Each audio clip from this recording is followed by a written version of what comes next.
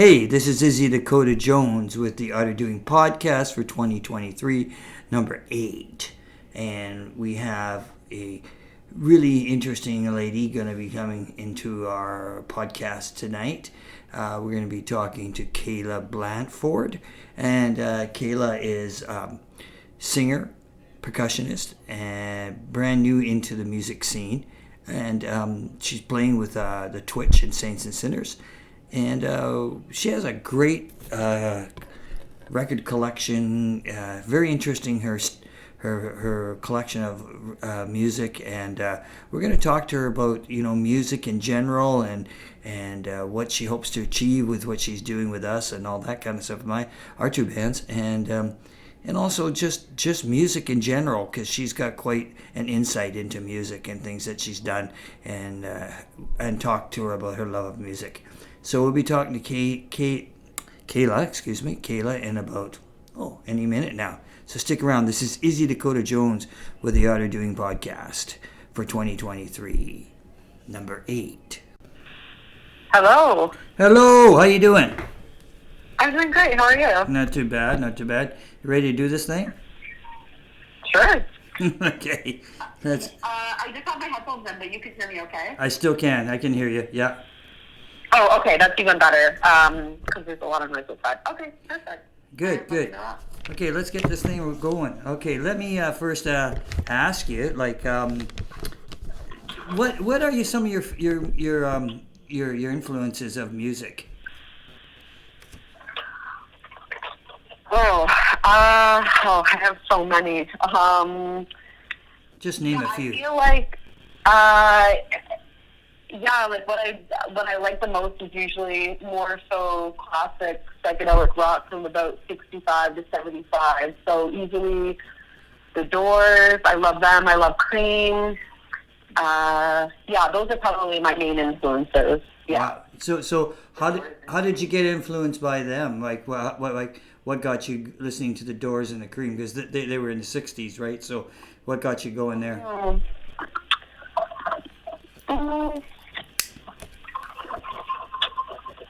Yeah, I guess it was mostly like my dad's record collection. I didn't really listen to it so much when I was younger, but about, I don't know, I'd say maybe 12 years ago, he gifted me his collection with a turntable so I could hear it. And there was this really good program, because I was living in Toronto at the time, called Psychedelic Sundays on the radio. What they do is every Sunday they would play really good music, but they take like a chunk of time just to play one side of a full album. And it was when I started to discover the songs that weren't the hits that were played on the radio. Because that's, when you're younger, you're exposed to a lot of that, and you don't really hear or feel the bands in the same way. So for me, hearing some of the deeper cuts to those bands made me a little bit more of a fan. Yeah, and then I just kind of went on a music ride that continues, or I'm still listening to a lot of that music, but hearing a lot of different bands in the same time period or same place. Mm-hmm. Yeah. So do you have your own record collection yourself? I do. Yeah, I've been lucky to inherit a few different people's collections. I probably have maybe over 2,500 albums right now. Counting. Wow, that's a lot. Holy shit! Yeah. Holy shit! Yeah. So how when you're collecting, do you collect like certain bands, like all their albums in alphabetical, from number 1 to number 2, number 3? How does that work for you? Okay. No, that's a great question. What I try to find is, because there's so much music online now, so what I try to find is albums that are harder to find online, or ones that I can't find at all. Right. So, and then usually if I don't have a lot of material from one artist, then that's when I start to search for. So right now, for probably over a year, I've been trying to find or collect more Dr. John albums. Right, Dr. John, right on. Yeah. There was a while where I was really looking for Rory Gallagher albums, and I traded a bunch of doubles that I had for probably about 8 of his records. Oh, cool. So I'll kind of pick someone that I'm a little obsessed with, that I feel like I'm listening to, say, on YouTube or on Spotify all the time, and I'm like, okay, this needs to make the collection. Yeah. Right. Very interesting. Cool. Cool. So doing that, and you've been listening to albums. Do you have like songs that you listen to a lot, like Pacific songs from that era that really inspire you, and you get you listen a little more often than others. Oh yeah, lots. Like songs that I don't know, maybe they just I heard them at a pivotal point in my life, and I found that when I heard them, it was almost like some type of therapy or really like soothing. So they stand out to me a lot.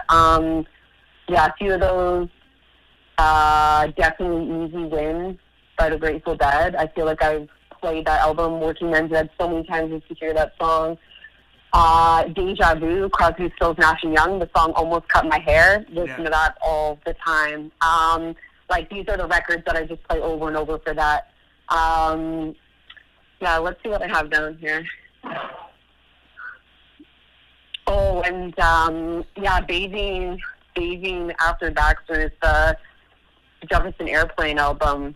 That one, Sunday Girl Blues, play that one all the time. Yeah, and there was a while there where like it wasn't as accessible online, so the only way for me to hear some of the stuff was just through the records.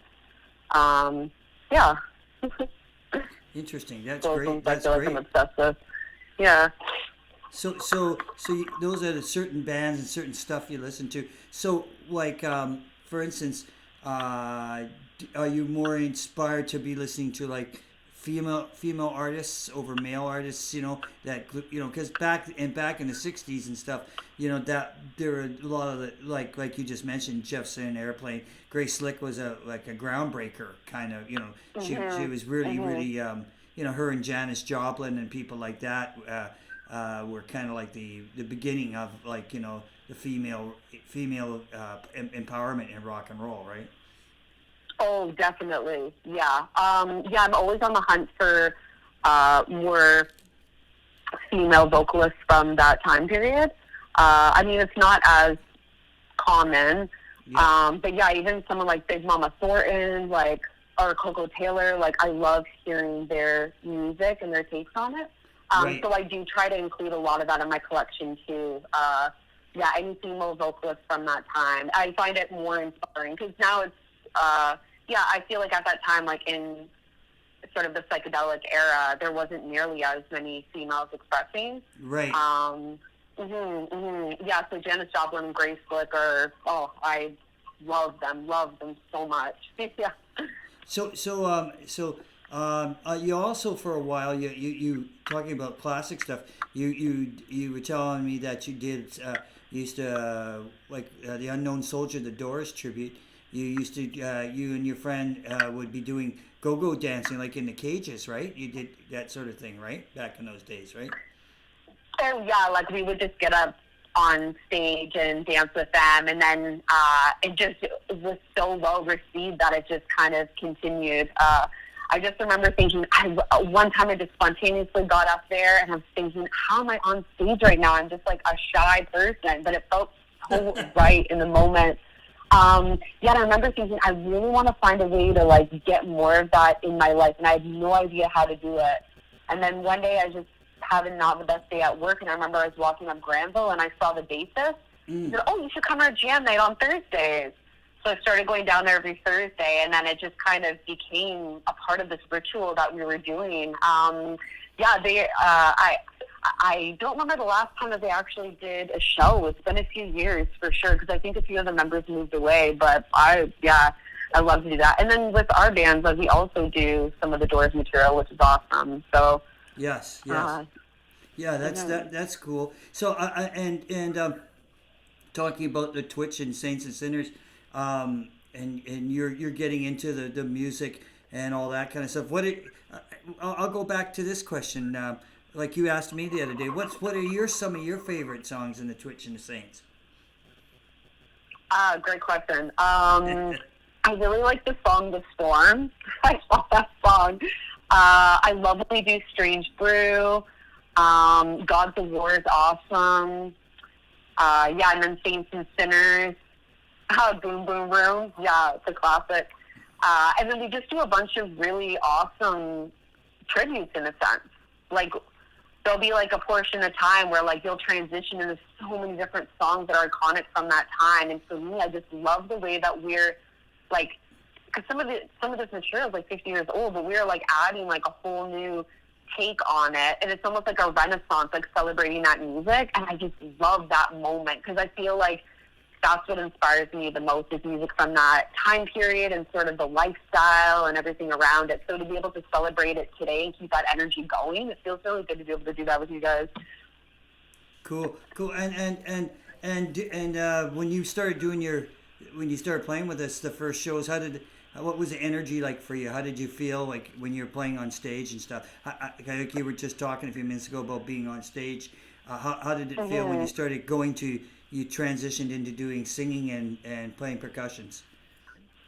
Yeah, I mean, like, for a while there was doing, like, a lot of singing performing, or, like, I was doing some burlesque, or, like, dancing to live music. So being on stage isn't as scary, but expressing myself in a new art form definitely was a little intimidating at first. But you guys create such a supportive network. Like, I don't feel like when I'm out there I'm on my own. Like, I feel like I'm a part of, like, a team, right? So Yeah. I feel like as a band, we all really, like, work together quite well to, like, still connect the energy between us, which is nice. Yeah, like, I can definitely feel some nerves popping up, but sometimes when I'm heading to the gig, I'll think about all the people who are, like, too afraid to start something new because they don't want to, it just brings up too much insecurity that they just withhold themselves from having that experience. So sometimes when we're up there, I just think about those people and send them that energy. So I guess I'm kind of included in that. Yeah, you are. I try to see it as, it's like almost like on some level, not religiously, but like it can be a spiritual act. And I feel like Jim Morrison, like I'm inspired by him because it was like he was a shaman and like the show was a ceremony. So I felt like same with Grateful Dead. Like I feel like a lot of the times like there's something added that's extra to it. So I usually like to go in and having an intention. But yeah, over time, like anytime you start something new, over time, the more experience you gain, the better you feel. So I usually get pretty excited. The nerves don't bother me as much anymore. And then it's also good to be able to like just see where you're building and like see where you've come and how you've progressed. Right. And you also said you did burlesque for a while. How was that? It was pretty wild. Yeah. There was like a lot of shows at the Wise Hall, at Backstage Lounge, at the Rio. That was awesome. It was really good. But yeah, I guess when the pandemic hit, a lot of stuff was canceled. Had this really big show that was all Pink Floyd themed that was supposed to happen, and then the pandemic hit, so everything was canceled for feels like 2 years maybe. So it kind of allowed me to just have an experience to revisit maybe some other areas that I wanted to expand on a little bit more. But yeah, like I don't see it all being so separate. It actually is a little bit more intimidating singing than it is doing the burlesque performances. One of my favorite numbers that I did was to the Peter Green Fleetwood Mac. They did a Fleetwood Mac theme show. Yeah, so it's kind of a cool art form because you can take the music that you love and then translate it in a different way. Yeah, really I was going to say. I was going to say that it's quite an art form, right? I mean, people don't realize it; they just think you're up there dancing, but there is quite a bit of art to it, like in the I guess in the way that you present it, right? Yeah, and then the way you feel about it. Am I correct on that?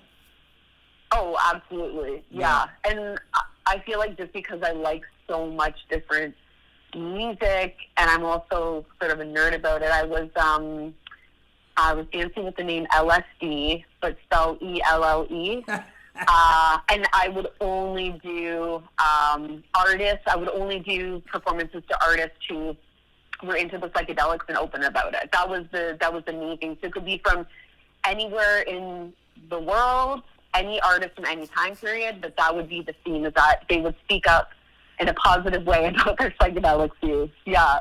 Cool. Yeah. So you also were saying that you live back east. Whereabout did you live back east? Because you must experience some great music back there too, right? Oh, definitely. Yeah, I was living in Toronto and living in Windsor with my family. So we go to Detroit to see shows all the time, which is really cool. Yeah, and then in Toronto, I did see a few shows. I wasn't as into going to concerts then as I am now, but Right. even when I've gone back home to visit my family, like I will make a trip to Detroit to see concerts. Yeah, Right, right. And it's your just family's in really Detroit awesome. now, right? Are they in Detroit, you said? Yeah, a lot of my family lives in Detroit. Right on, That's right on. where, yeah.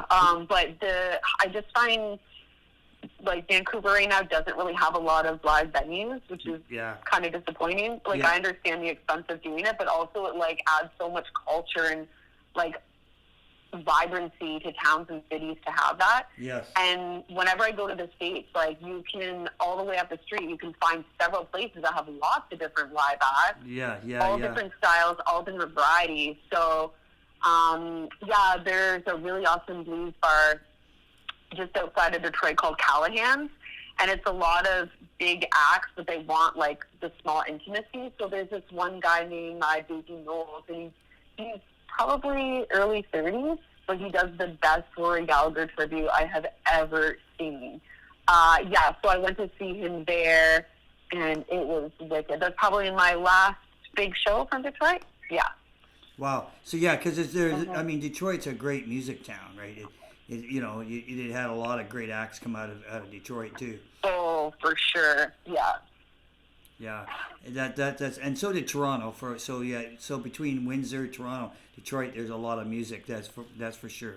Yeah, that Mm-hmm. without a Mm-hmm. doubt. Especially in the '60s and the '70s, right? I mean, definitely there was a lot of music at that point in time. So Oh, yeah, some of the best. yes, some of the best is right. Yeah.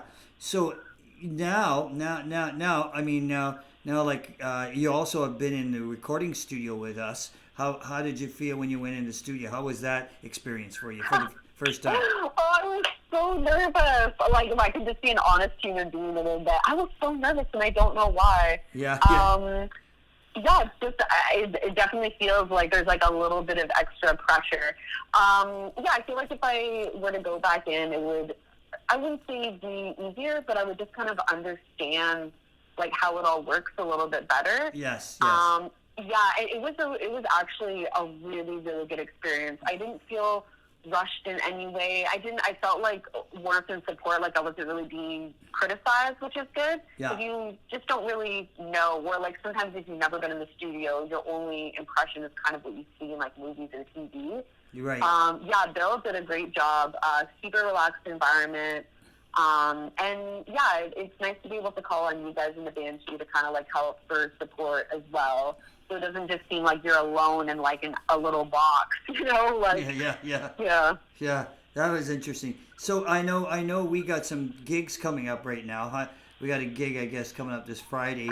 And how do you Yeah. prepare for the gig? What do you do? What do you do to get ready? Oh.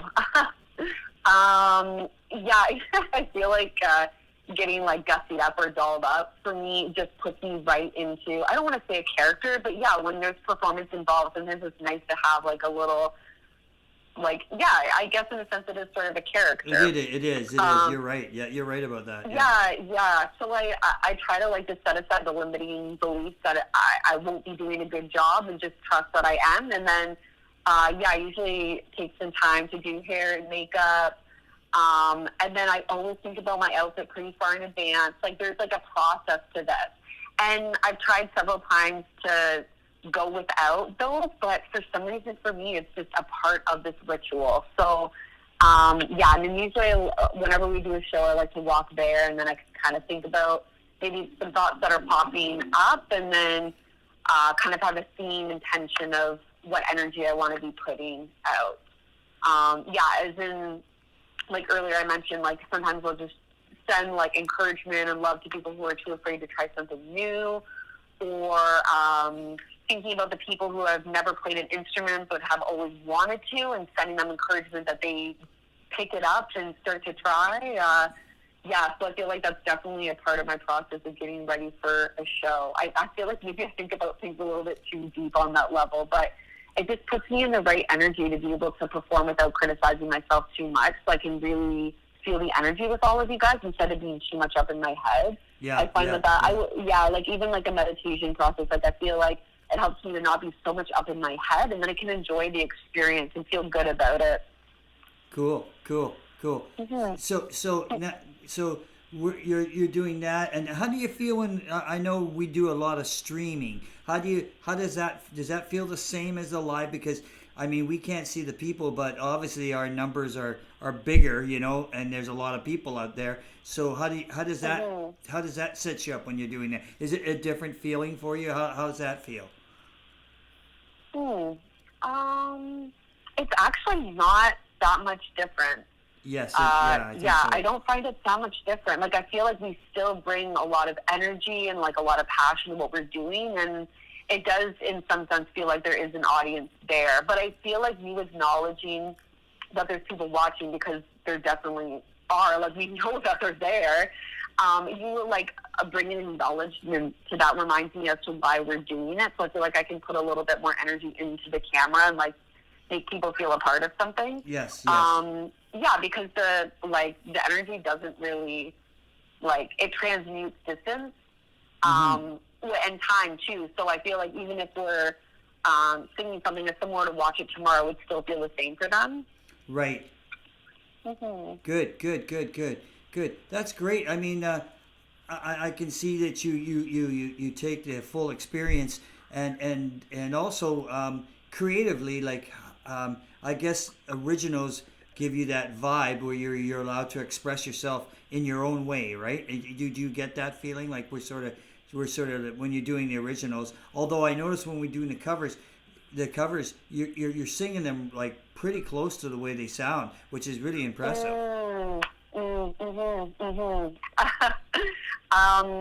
Yeah, I like that combination. I'm trying to actually unlearn trying to sing like somebody else and just let my natural voice come through, Yeah. which isn't as easy as people think. Because this whole time, especially with listening to so much music every day, I almost try to like embody a little bit of a character that fits the tone of the song. Right. So our covers, I do like to kind of express that. Yeah, that's why I'm stoked for the Twitch show, because this time we don't have any covers. It's all this original stuff. Yeah. Yeah, which is so cool. So, yeah, it'll be nice to kind of express that. Yeah, it does have a little bit of a different vibe, but I appreciate both. Right. Some of my favorite songs are covers of other bands doing other great songs. So Exactly, um, exactly. And a lot of the stuff from the '60s that we like and '70s are some songs are some of those bands did were covers themselves, right? oh, absolutely. Cream, Sitting on Top of the World. That's a blues song from the 30s. Like, Yeah, so much of the material that we like is reincarnated from a different time and then passed around, shifted, and then performed in a different way. yeah, Yeah, so to me, that's our favorite type of music. It's like, yeah, I love that we get to do that too. Like, that's so rad. yeah. Like "Backdoor Man" is a Willie Dixon song, and Yep, yep. "Strange Brew" actually was called "Hey Lolly Mama." I don't know who wrote that Mm, originally, but that was a different mm-hmm. tune too. So yeah, interesting Yeah. that those tunes are the bands back then took it and made it their own. That's so much like Mm-hmm. that, right? Mm-hmm. Do you have any artists like newer artists like today that you like? Any newer artists like who Oh, write their own? mm-hmm. Do you have anybody like that right now that you like or you're Oh, listening to? definitely. Yeah, see, I keep hearing people like explaining like, oh, well, the music from the past is so much better. Yes, it is, but there's a lot of people in their 20s and 30s right now who are writing incredible music. There's one artist that I love, and I saw him by sheer surprise. It's Marcus King Band. They Mm-hmm. are amazing. They're from the States, and it's like, oh my God, I cannot believe how good it is. I've seen them in concert twice at the Commodore. The first time I never heard of the band, and my a friend wanted a ticket, and I went to see, and it was so good. I was crying. I couldn't help it. I was like, wow. He does like a lot of covers with so many originals. And it's like, oh my God, it's almost as if like Stephen Ray Vaughan possessed this kid's soul. His spirit and how in depth he is it's really powerful. Him and his friends have been playing together since they were like younger teens. He's got to be younger than 25, but that voice, it doesn't even sound like it should be coming from him. It is unbelievable. I'm so talking about it. Yeah, Marcus King Band is amazing. I love Tedeschi Trucks. That's another really good band that's putting out new music, but still kind of inspired by what we like. Yeah, I would say that those are two main ones right now that I really like. Very cool. Very cool. Yeah.